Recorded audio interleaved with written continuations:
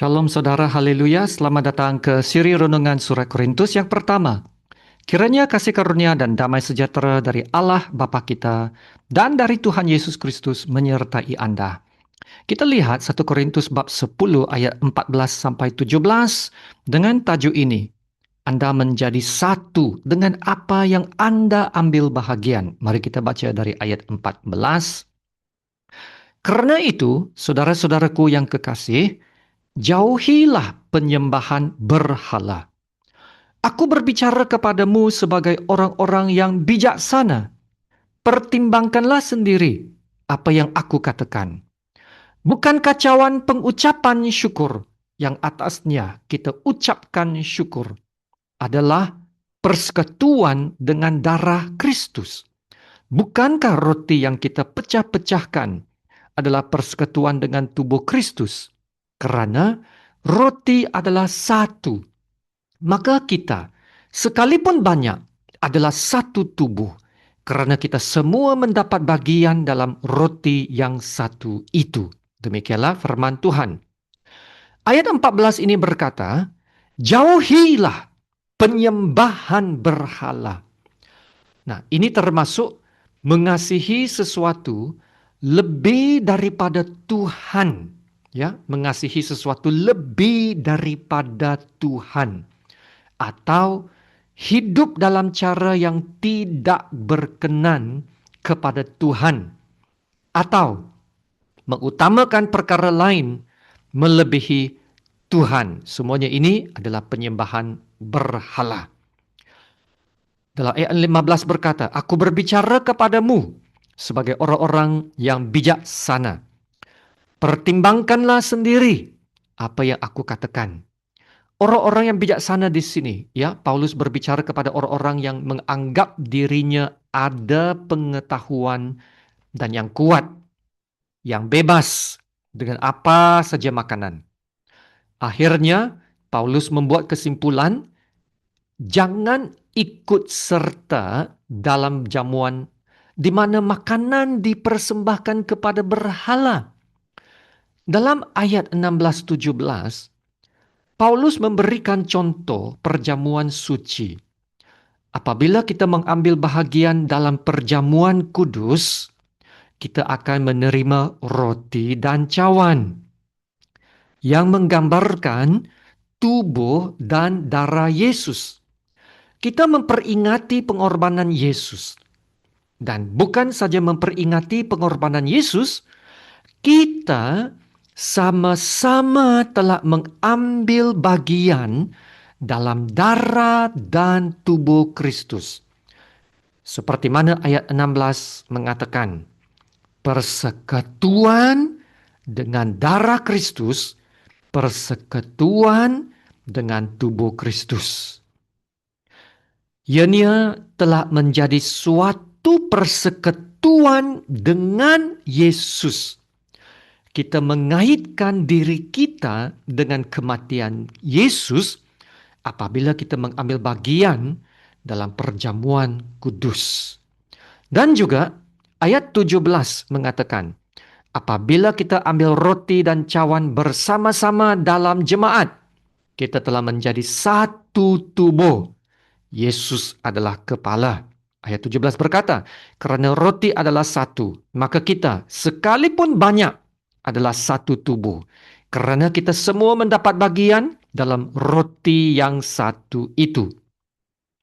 Mengambil bagian dalam cawan dan roti semasa perjamuan kudus secara simbolik bermakna kita telah menjadi satu dengan tubuh Tuhan kita. Kita telah menyatukan diri kita dengan jemaat Allah yang adalah tubuh Kristus. Demikianlah juga apabila seseorang Kristen mengambil bahagian dalam jamuan penyembahan berhala yang diadakan untuk menghormati berhala, ia juga mengambil bahagian dalam persekutuan dengan roh-roh jahat. Dia telah menyatukan diri dengan korban penyembahan berhala dan dengan orang bukan percaya yang makan bersama mereka. Maka pelajaran ini sangat penting, saudara, mengingatkan kita supaya berhati-hati dengan apa yang kita ambil bahagian atau kita sertai. Apa yang kita ambil bahagian, apa yang kita sertai secara aktif, pasti akan membawa kesan dan pengaruh kepada hidup kita. Contohnya, terlibat dalam budaya atau gerakan yang menonjolkan nilai-nilai yang tidak berkenan kepada Tuhan. Terlibat dalam perayaan yang bertentangan dengan kebenaran Tuhan. Mengikuti media atau mengakses media dan kandungan yang tidak memberikan nilai-nilai rohani yang membangun.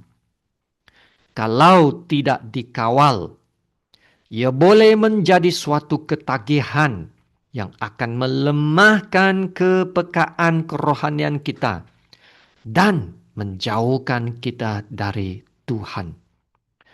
Contoh lain adalah menonton pornografi atau gambar lucah. Walaupun tidak terlibat secara langsung, ia mempengaruhi perasaan, pemikiran, dan emosi sehingga tidak dapat kawal diri dan mau lebih lagi. Saudara, kalau tidak dapat kawal diri, ia sudah tahap berbahaya karena tidak dapat kawal diri sendiri. Oleh itu, saudara, jauhilah penyembahan berhala. Ya, jauhilah penyembahan berhala. Ingatlah, kita sebagai orang percaya telah mengambil bahagian dalam perjamuan kudus Tuhan. Ini bukan sekadar suatu upacara ritual agama ya, tetapi benar-benar adalah suatu persekutuan dengan darah Kristus, persekutuan dengan tubuh Kristus. Kita telah menjadi satu tubuh dengan Kristus. Oleh itu, saudara, jagalah kehidupan dan persekutuan kita dengan Tuhan. Bagaimana? Ikut nasihat Paulus dalam Roma ayat 6, bab 6 ayat 13 ini. Dan janganlah kamu menyerahkan anggota-anggota tubuhmu kepada dosa untuk dipakai sebagai senjata kelaliman. Tetapi serahkanlah dirimu kepada Allah sebagai orang-orang yang dahulu mati, tetapi yang sekarang hidup. Dan serahkanlah anggota-anggota tubuhmu kepada Allah untuk menjadi senjata-senjata kebenaran. Ya saudara, jadikanlah ini sebagai doa kita sekarang. Kasih karunia Tuhan Yesus menyertai Anda. Mari kita berdoa. Bapa kami yang di sorga, Allah Bapa yang Maha Kuasa dan Maha Kudus. Terima kasih Bapa untuk firman-Mu. Ya Bapa, kami sadar, kami yang percaya sudah disatukan dalam persekutuan dengan darah Kristus dan persekutuan dengan tubuh Kristus. Oleh itu, tolong kami untuk mematuhi perintah-Mu dalam Roma 6 ayat 13. Supaya jangan menyerahkan anggota-anggota tubuh kami kepada dosa untuk dipakai sebagai senjata kelaliman, tetapi serahkan semua bahagian anggota tubuh kami kepada Allah untuk menjadi senjata-senjata kebenaran. Ya Bapa, uji dan selidikilah hati kami. Sekiranya ada perkara-perkara yang kami ambil bahagian atau sertai yang tidak berkenan kepada Tuhan, yang bertentangan dengan nilai-nilai kebenaran Tuhan, kami mohon Engkau menyatakannya kepada kami. Tolonglah kami untuk melakukan apa yang benar di hadapan-Mu, karena Engkau adalah Allah yang kudus. Mampukan kami untuk hidup kudus sama seperti Engkau kudus. Haleluya. Terima kasih Bapa. Dalam nama Tuhan Yesus yang termulia, kami berdoa dan ucap syukur. Amin.